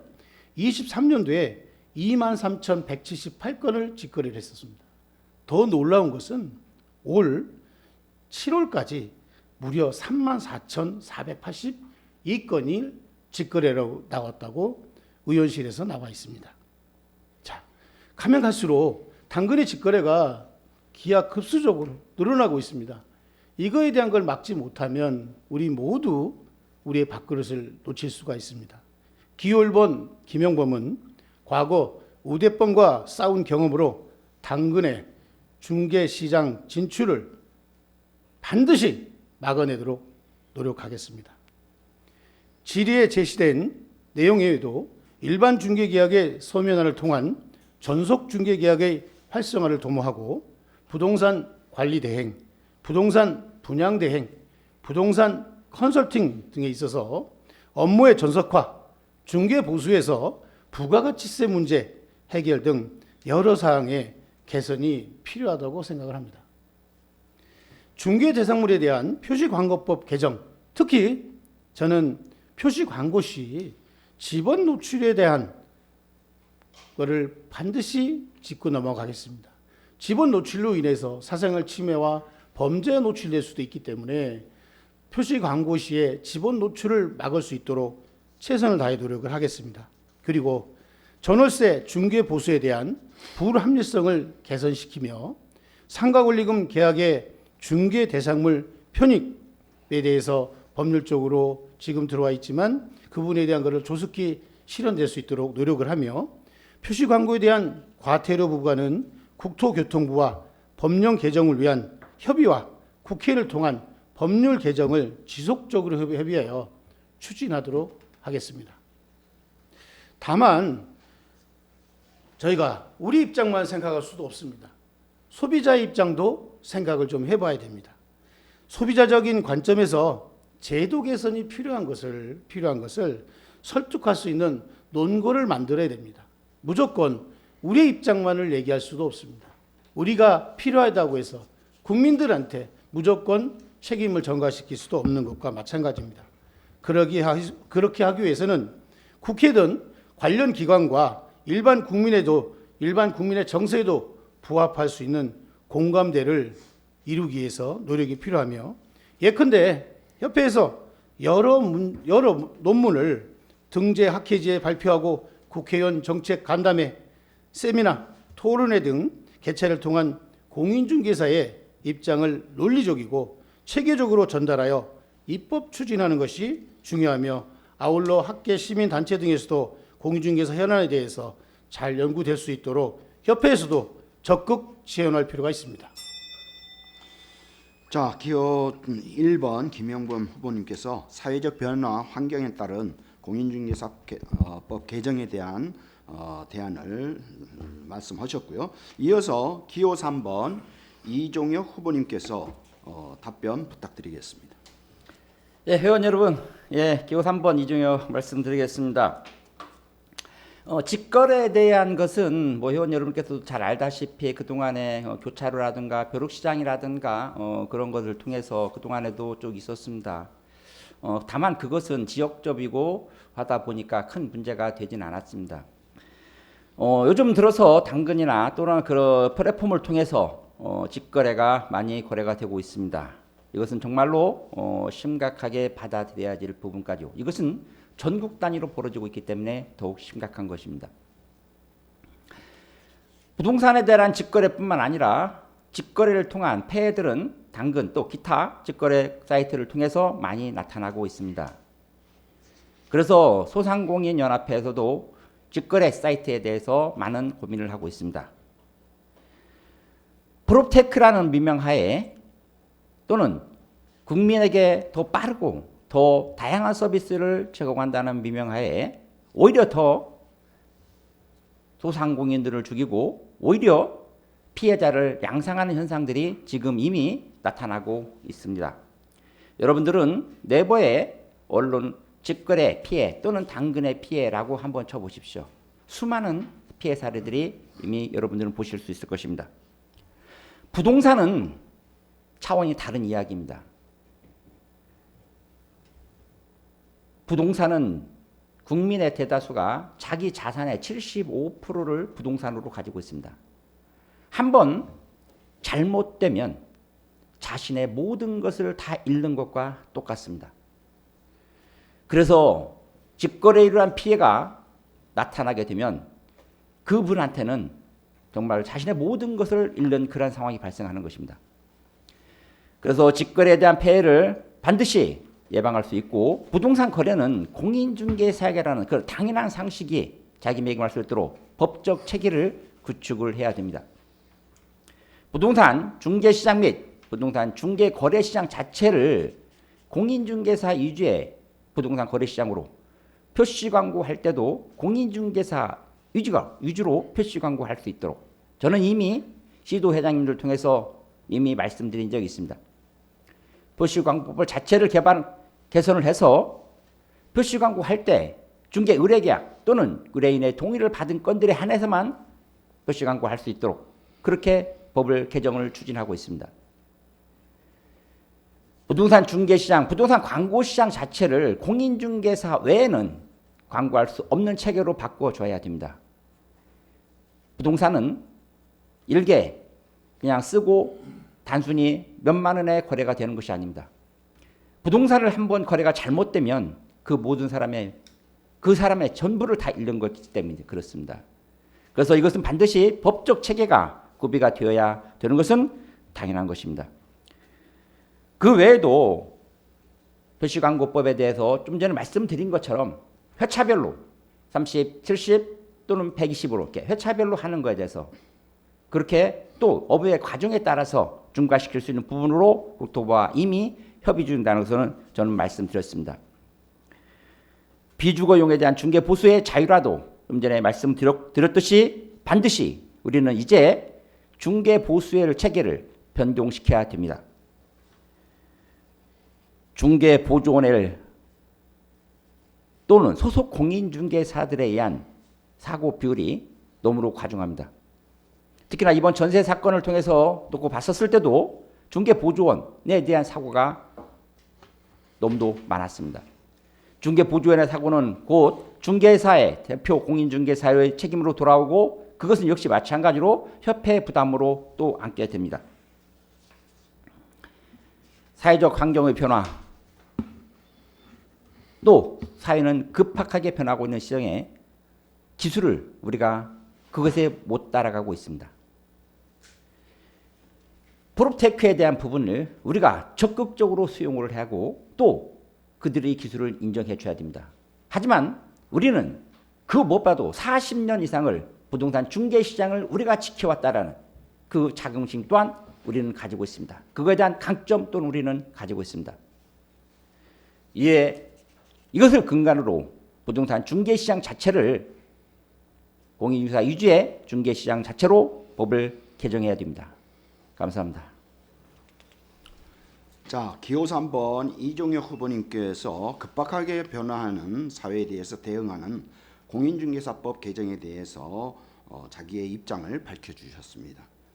자, 그러면 마지막으로 이제 기호 2번이죠. 이 질문에 대한 마지막 답변은 기호 2번 김종호 후보님께서 입장을 밝혀주시기 바라겠습니다. 자, 기호 2번 김종호 말씀드리겠습니다. 최근 당군 후 부동산 직거래로 회원들이 굉장히 어려움에 처해 있습니다. 그와 관련하여 개혁 공인중개사에 대한 이기감이 고조되고 있는 직거래 때문에 중개 현장에서 회원들의 직거래 방지를 위한 대책을 논의하고 있습니다. 즉 대필 행위를 자제해 주시면서 그 법을 통하여 우리가 미비된 부분을 보완하도록 하겠습니다.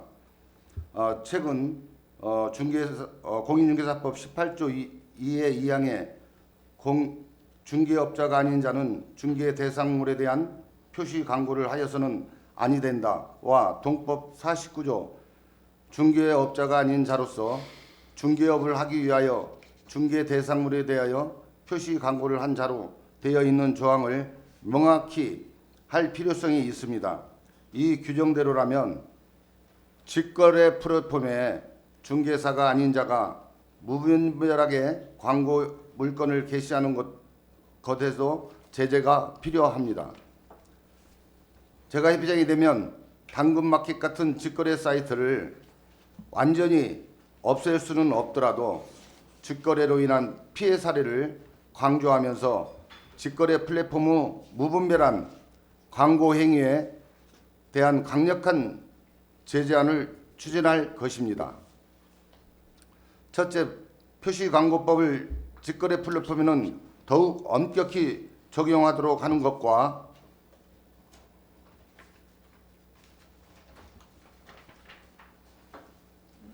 둘째, 직거래로 인해 피해가 발생했을 시 직거래 플랫폼과 광고 물건 게시자에 대한 과태료 부과 및 형사적 수위를 강력히 적용하도록 할 것입니다.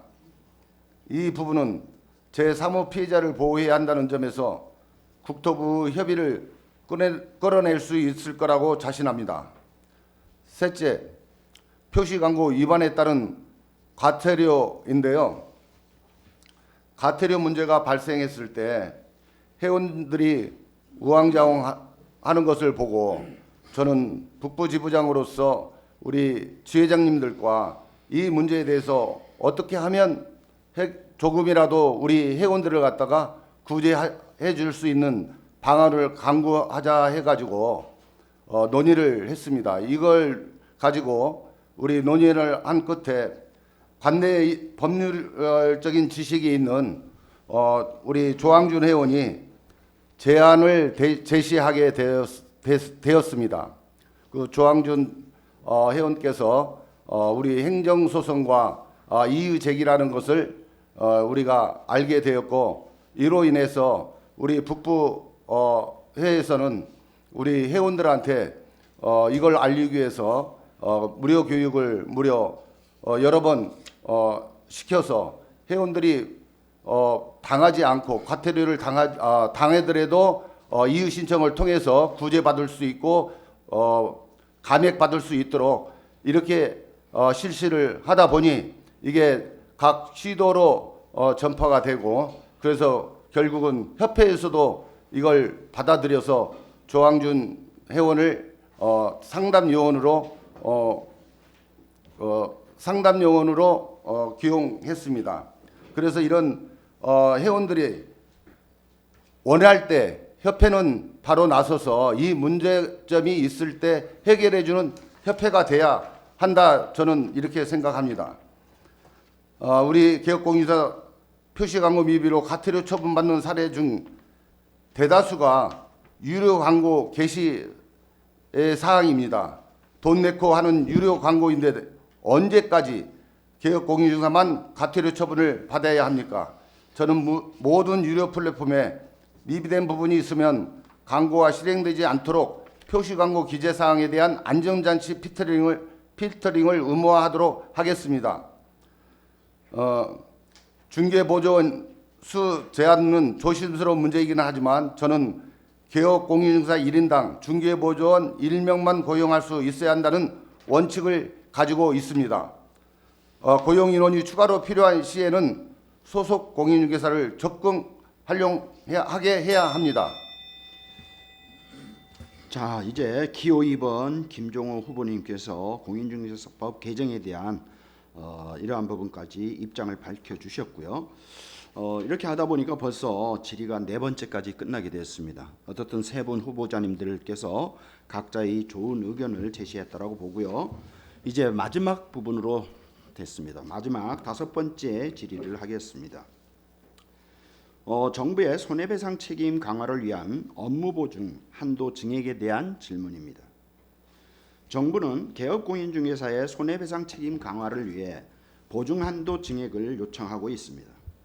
그러나 개업공인중개사의 영세성, 부동산 경기 침체에 따른 공인중개사 수입의 감소 및 폐업률 증가 등으로 공제료를 상향할 경우 회원들의 반발이 되게 크게 예상되고 있으며, 공제료 인상 없이 보증 한도를 증액하는 경우 공제 사업의 재정 건전성 악화가 예상이 되는데, 이에 대한 좋은 방안과 후보자님들의 입장은 어떠한지 설명 부탁드리겠습니다. 이번에 답변 순서는 기호 3번 이종혁 후보님부터 시작을 하겠습니다. 예, 회원 여러분, 기호 3번 이종혁입니다. 공제가 원래는 1억이었었던 것이 2억으로 올랐죠. 오르면서 협회에서는 제가 취임한 이후에 올랐는데, 그것을 원래대로 하면은 기존의 유율대로 하자면은 이 39만 원, 37만 원, 39만 원 정도가 원래 공제의 금으로 내야 될 금액이었습니다. 근데 지금 우리는 24만 8천 원으로 대폭 낮추었습니다. 그 이후에 지금 공제 특히나 전세 사건으로 인해서 공제에 대한 구상금 청구가 많이 들어오고 있습니다. 보상 청구 많이 들어오고 있는데 참고로 이걸 보면 어떻게 보면 공제는 우리는 다시 한번 살펴봐야 될 것이 있습니다.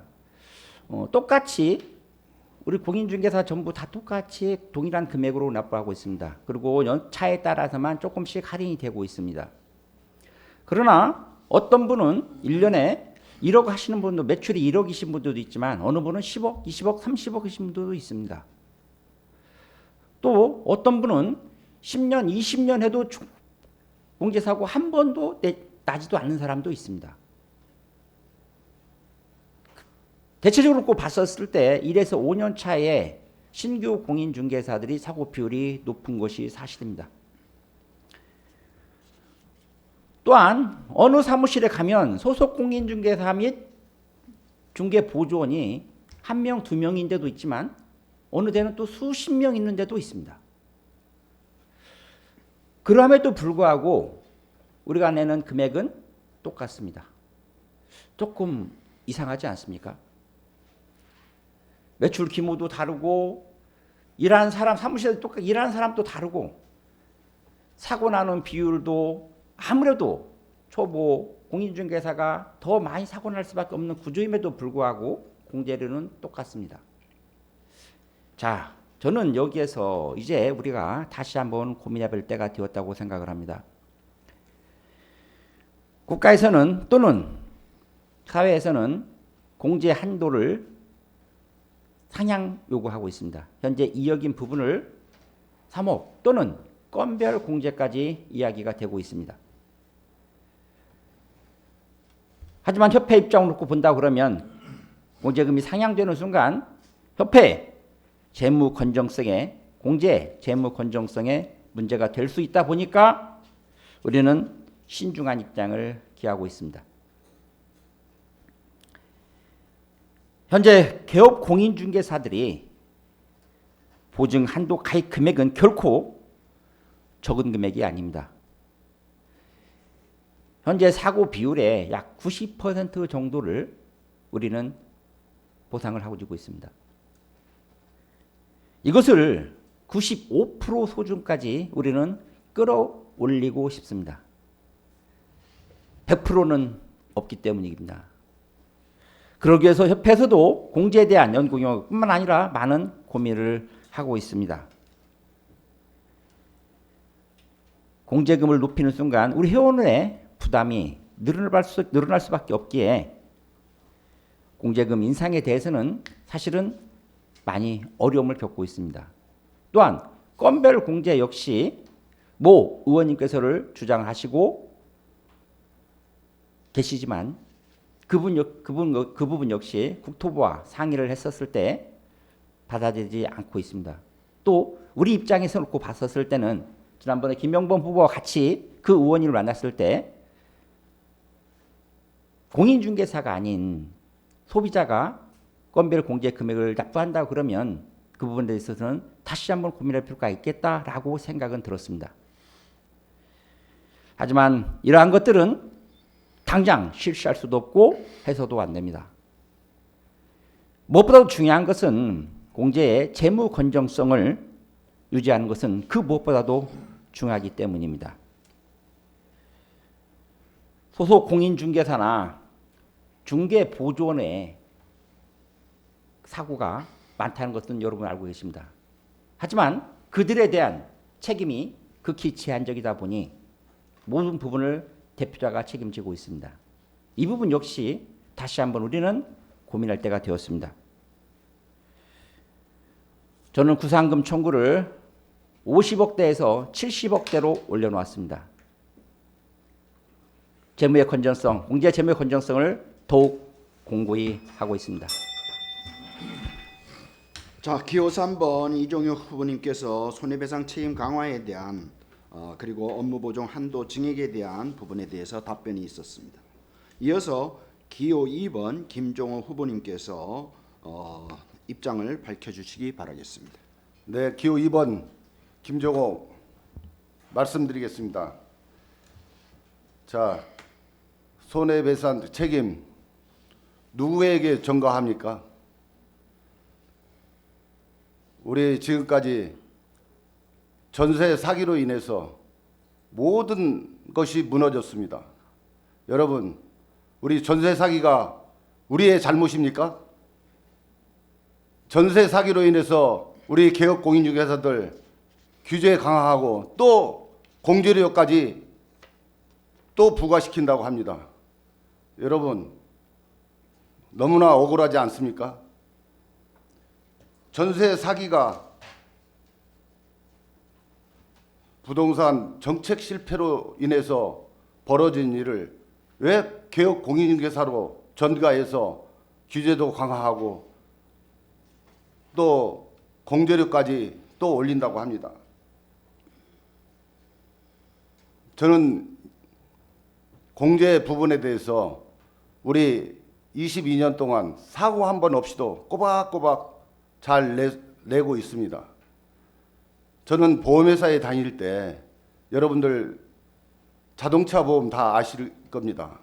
여러분들 운전하다가 사고 없으면은 감액해주지 않습니까?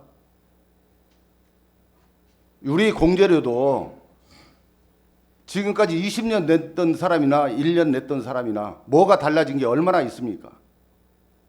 저는 이런 부분, 불합리한 부분을 우리가 해소하는 게 협회 일입니다. 전세 사기 누가 많이 냈습니까? 낸 사람들을 통해서 그 부과를 시켜야 되고, 보통 저희들이 보니까 1년 차에서 5년 차가 우리 공제 사고율을 거의 한 80% 정도를 담당하고 있더라고요. 그러면은 1년 차에서 5년 차는 공제료를 좀 많이 내고 그 이후부터는 우리가 연차적으로 감액해서 낼 수 있도록 이러한 부분으로 이렇게 가야 되는 게 아닙니까? 국토교통부에서 지금 압박이 들어와서 이렇게 하라고 해서 해야 됩니까? 저는 이 부분에 대해서 동의하지 못합니다. 저는 제가 우리 10일만의 생존권이 달린 이런 문제는 함부로 협회에서 할 일이 아닙니다. 회원들의 동의를 받아서 회장 혼자서 결정할 것이 아니라 회장 하나의 몸을 던져서라도 회원의 생존권을 막아줘야 하는 게 회장의 자리입니다. 자, 무엇보다도 정부에서 중개 업무 서비스직 질적 향상을 요구하면서도 개업 공인사업 수익과 권한에 대해서는 전혀 고려하지 않고 탁상 행정의 고질적인 병폐만을 고집하고 있습니다. 저는 언론적으로 수익 구조 개선이 보장된 다음에 책임 한도를 인상하는 것이 맞다는 입장입니다. 그러니 개선책 마련과 동시에 순차적 상향을 해 나가야 하지 않을까 합니다. 공제와 관련된 재정 건전성으로 자동차 보험에 있어 운전자에 따른 할증 및 추가 보험료가 있듯이 이제는 중개 보조원 수에 대한 할증이 필요한 때라고 합니다. 마지막으로 가장 중요한 것은 공제 특성상 고의 사고자로 인한 폐해입니다. 공제 사고 개업 후 5년 이내에 가장 많이 발생하는데 이들이 낸 사고로 인한 피해가 아주 심각합니다. 이를 보완하기 위한 방법으로는 먼저 공제 사고에 대한 서울 보증과 협회의 정보 교류가 가능하도록 국토부에 요청해야 합니다. 또한 그동안은 공제보험 특성상 가입회원들에 대한 신용도 조사가 불가능했는데 그 부분도 적극 개선해야 합니다. 일정한 수준 이하의 신용불량자는 가입을 제한해야 합니다. 더불어 소속 공인중개사와 중개보조원의 신원 보증 의무화가 뒷받침된다면 그 이후에는 조금 안전성이 확보되기 때문에 일정 부분 업무 보증 한도를 증액하는 것이 고려해 볼 수 있을 것 같습니다. 감사합니다. 자, 이렇게 해서 우리가 마지막 질의 이제 기호 1번 2번 김종호 후보님까지 얘기했고요. 마지막 이제 후보죠. 기호 1번 김영범 후보님께서 답변 부탁드리겠습니다. 네, 기호 1번 김영범 후보입니다. 기호 1번입니다. 어떻게 어제도 그렇고 오늘도 그렇고 시작과 끝을 제가 장식합니다. 꼭 뭔가 있습니다. 뭔가 보이지 않는 뭐가 있는데 저는 증액에 앞서서 한번 공제 제도를 면밀히 한번 살펴봐야 된다고 생각합니다. 증액이라는 것은 정말 합당한 사유가 있거나 뭐 고의의 여러 전세 사건으로 인해서 공제료 지급 상황이 많이 발생할 수도 있겠지만 제가 볼 때는 우리 협회의 가장 큰 문제점은 구상권 문제가 많이 크다고 생각합니다. 구상권 파트를 좀 더 전문화된 신용정보 수준으로 만들어서 했으면 아까 50억에서 70억 하셨다고 그랬는데 100억 아닌 200억까지도 올릴 수 있습니다. 어떻게 보면 손 놓고 있지 않았나 그렇게 생각을 하고요. 사고자에 대해서는 과감하게 공제료를 올려야 됩니다. 그리고 장기간 무사고자에 대해서는 공제를 내려줘야 되고 신용불량자도 어떻게 보면 서울 보증에서는 신용불량자를 받지 않습니다. 근데 우리는 받아야 된다고 합니다. 그 부분에 대한 것도 국토부와 면밀히 논의를 한번 해봐야 된다고 생각합니다.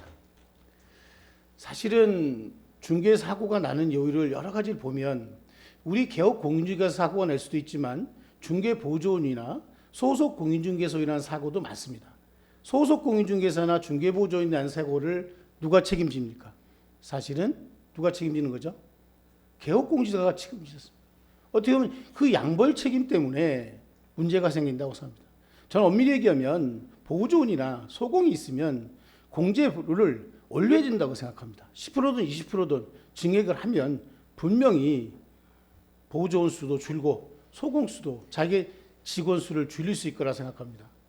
제 공제료 인하와 관련해서는 저의 공약집 6번째를 보면 자세히 나와 있습니다.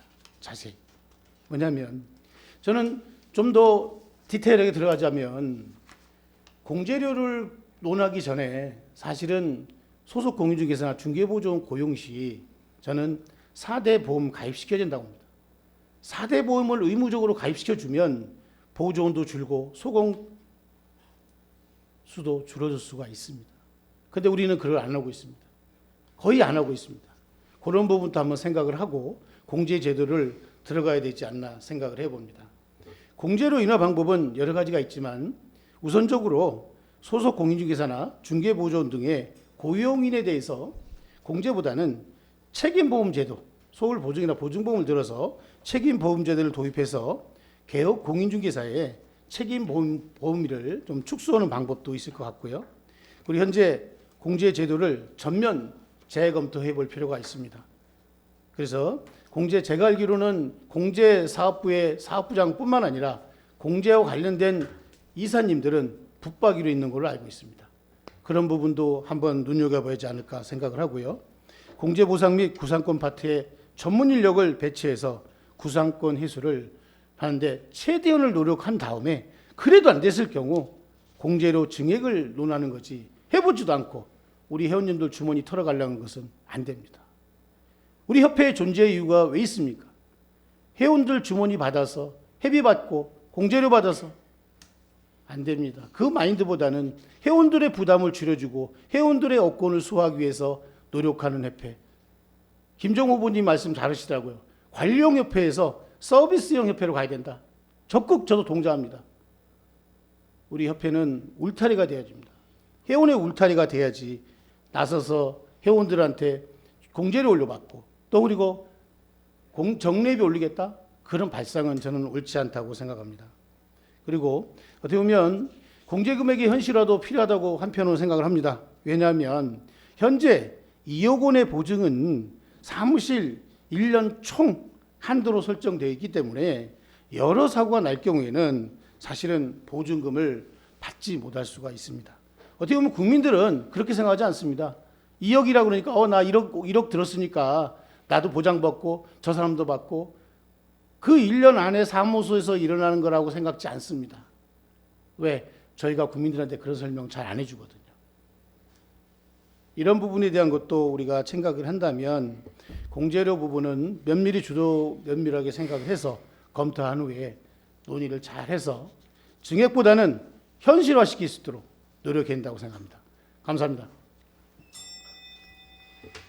자, 이제 기호 1번 김영범 후보님까지 이제 해서 5가지의 그 꼭지, 즉 질의 5가지의 질문과 답변 성실하게 답변해서 고맙고요. 이제 다음 단계는 뭐냐면 후보자의 마무리 발언을 하겠습니다. 각 후보자님께서는 이제 2차 토론을 마치면서 마무리 발언은 될 수 있는 대로 질문 내용에 대한 답변이 미비했던 부분이라든지 이런 거를 중심으로 마무리 발언을 해주기 부탁드리겠습니다. 자, 그러면 순서에 따라서 이제 그러면 이번에 김종호 후보님부터 시작을 해야 되겠죠.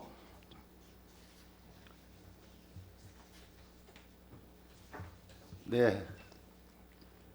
기호 2번 김종호 마무리 발언 드리겠습니다. 사랑하고 존경하는 11만 회원 가족 여러분, 딱 부러진 후보, 뚝심 있는 후보 기호 2번 김종호 인사드립니다.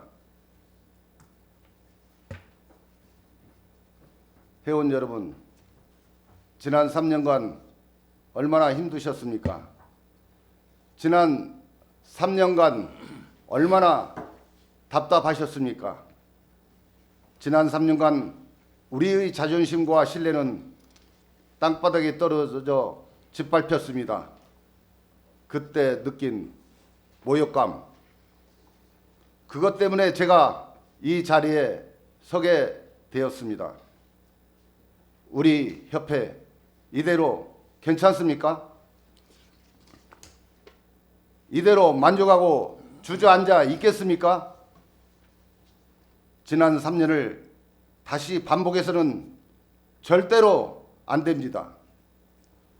조직을 새롭게 하는 가장 좋은 방법은 일할 사람을 바꾸는 것입니다. 지금 바꾸지 않으면 절대 변하지 않습니다. 급변하는 시대, 앞으로 3년은 우리의 생사가 걸린 가장 중요한 시기입니다. 문제는 바로 생존권입니다. 이 모든 혼돈과 전쟁에 마침표를 찍기 위해 나왔습니다. 새로운 협회를 만들어낼 진짜 일꾼, 회원을 위해서 투쟁의 선봉에 설 용기 있는 일꾼, 기호 2번 김종호 반드시 승리하여 우리 협회를 관리하던 협회에서 서비스하는 협회로 확 바꿔놓겠습니다. 감사합니다. 네, 기호 2번 김종호 후보님이 마무리 발언을 해주었고요. 이어서 기호 1번 김영범 후보님께서 마무리 발언하시겠습니다. 어떻게 보면 이렇게 개인적으로 이렇게 말씀드릴 수 있는 것은 마지막인 것 같습니다. 이따 자유 토론이 있겠지만 제가 토론을 하면서 저희 사소한 은행으로 인해서 상처를 받으신 분이 있다면 이 자리에 빌어서 사과를 드립니다. 어제 토론을 마치고 나니까 협회 밴드에서 전임 사무총장님이 등장하셔서 저를 공개 지목을 하시더라고요. 공개 지목하면서 당신도 똑같이 전세 사기 근절대회 하지 않았냐, 그 말씀을 하는 거 보고 뜨악했습니다. 제가 오늘 봉천동을 오면서 조성철 사무국장, 인천 사무국장께 전화를 했습니다. 제가 녹취까지 공개해 드릴 수 있습니다. 제가 물어봤습니다. 지난 2월 달에 인천 미추홀구 전세 사건에 대해서 전세 사기 근절대회를 인천에서 했습니까? 인천에서 자체적으로 했습니까? 중앙에서 했습니까? 그랬더니 뭐라고 하냐면 중앙에서 지침이 내려와서 온 거지, 시도회장이 무슨 권한으로 전세 사기 근절대회를 합니까? 저는 하기 싫었습니다. 우리가 반성대회를 하고 있는 겁니까? 어제 말씀드렸죠. 교통의원에서 1,500명 이상 모여서 제가 보기엔 말은 1,500명이지만 1,000명도 안 왔습니다. 왜 외부 언론으로는 1,500명 왔다고 그래요? 누가 봐도 거짓말을 하고 있어요. 새빨간 거짓말을 하고 있어요. 분명히 자력, 자강 반성대회를 해놓고 안 했다. 너도 했다. 정말 후한무치의 13대 집행부입니다. 저는요, 리더라는 것은 앞에서 이끌어가는 게 중요하지만 내가 잘못했을 때는 회원들께 사과도 하고 용서도 빌어야 된다고 생각합니다. 그냥 3년 했으니 내가 배운 게 있고 회무를 잘 아니까 3년 더 지켜주십시오. 좋습니다. 좋지만 더 중요한 것은 그 사람이 지나온 3년이 과연 실질적이었냐, 그런 부분에 대한 것을 심각하게 생각을 해볼 필요가 있다는 겁니다. 존경하는 유권자 여러분, 우리 협회는 풍전등어와 같습니다. AI나 챗GPT를 통해서 우리 중개사 제도가 사라질지도 모릅니다. 정말로 정신 똑바로 차려야 됩니다. 저희는 상관없습니다. 나이 50 넘은 사람들 중개업 1, 20년 하면 되지 않습니까? 그러나 우리 후배들, 나머지 중개사님들을 위한 중개를 하기 위해서 우리 선배들이 그만큼 노력을 해야 됩니다. 노력을 어떻게 하느냐? 우리 해직자들이 솔선수범을 하셔야 됩니다. 해직자는 자리가 아닌 명예를 가지고 솔선수범했으면 좋겠습니다. 솔선수범하는 해직자 되겠습니다. 감사합니다. 자, 2차 토론회 이제 거의 마무리가 되는데 마지막으로 이제 마무리 발언 기호 3번 이종혁 후보님께서 해주시겠습니다. 예, 오케이. 기호 3번 이종혁입니다. 김용범 후보님께서 말씀하신 윤리 헌장, 아까 말씀 중에 윤리 헌장 나왔죠. 이미 저희 협회에서 준비가 되고 이미 새롭게 개정되는 법정단체에 대한 공인사법의 윤리 헌장의 부분이 포함이 되어 있습니다. 이제 와서 무슨 봉창 두드린 소리 말씀하시는지 저는 또 다시 한번 생각해 봅니다. 그리고 또한 그 3년 이내 정말 바꿀 수 없다라고 또 말씀을 하시네요. 또 정책 간담회 세미나를 통해서 준비를 해야 되지 않냐라고 또 말씀을 하십니다. 제가 그동안 다 해왔던 것들입니다. 3년 이내 바꾸기 힘들다는 거 그 누구보다도 잘하시는 분 본인 시인하시고 또 그렇게 지금 와서는 3년 동안 뭐 했냐라고 말씀을 하시네요. 김종우 후보님께서 말씀하신 조항준 의원님 맞습니다. 그분 능력 좋으십니다. 그분 현재 제가 협회에 고용을 해서 상담실에서 회원들에 대한 애로사항들을 처리해주고 있습니다. 다양한 또 많은 우리 회원들이 혜택을 받고 있습니다. 또 전세 사건에 대한 그 교통기관에서 했었던 그 결의 대회를 가지고 또 지적을 하시는데 사실은 그때 한번 그 전과 그 이후의 언론 보도를 정확히 한번 살펴보시기 바랍니다. 김영범 부부님 다시 한번 살펴보시기 바랍니다. 그 전 언론 보도는 우리 공인중개사의 과실, 우리 공인중개사들의 과실 또는 병폐만을 이야기했음 그것이 대부분의 언론이었습니다. 물론 보도 내용이었습니다. 그러나 그 동료에서 있었던 그 이후 언론이 보도가 급선회되었습니다. 정부 정책의 과실, 과다한 대출 또는 임대인 또는 감정평가의 과한 감정평가 금액들 그런 것들로 언론 보도가 바뀌었다는 것을 여러분들은 금방 확인하실 수 있습니다. 일은 단순한 일이 중요한 일은 단순하게 해결되지 않습니다. 시간이 필요하고 철저한 준비가 필요합니다. 요즘 많이 힘드십니다. 특히나 대출 규제로 인해서 거래가 급감했습니다. 또 근로취득세는 왜 이렇게 중과세를 먹이는지 거래 제한을 하고 있습니다. 이러한 부분들은 단순히 해결할 수 있는 것이 아닙니다.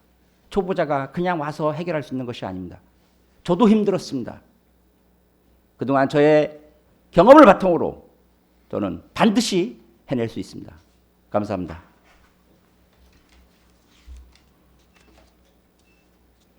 자, 세 분 후보자님들 수고 대단히 많았습니다. 오늘 2차 토론회에서 5가지 질문을 순번에 따라서 후보자들이 답변으로 마치게 되어 감사드립니다. 후보자 간 토론회를 통하여 협회 발전에 대해서 많은 생각을 하는 시간이었다고 봅니다. 또한 후보자들이 질문에 대한 좋은 고견은 투표권자인 회원들에게 각자 나름대로 평가를 받을 것이며 투표로 이어질 것입니다. 회원들이 협회를 생각하고 중개업 발전의 이익을 담당하는 토론회가 되어 제14대 회장 선거가 회원들에게 희망을 주는 선거로 이어지기를 기대합니다. 또한 유권자님들에게도 부탁드립니다. 유튜브를 통하여 우리 투표권자인 회원님들이 많은 시청을 하셔가지고 후보자님들이 호소를 들으시고 최고의 적임자를 뽑아주시기를 부탁드립니다. 어떻든 이제 2회까지 여러분 수고하셨고요. 자, 이것으로서 제14대 회장선거 2차 토론회를 모두 마치겠습니다. 감사합니다.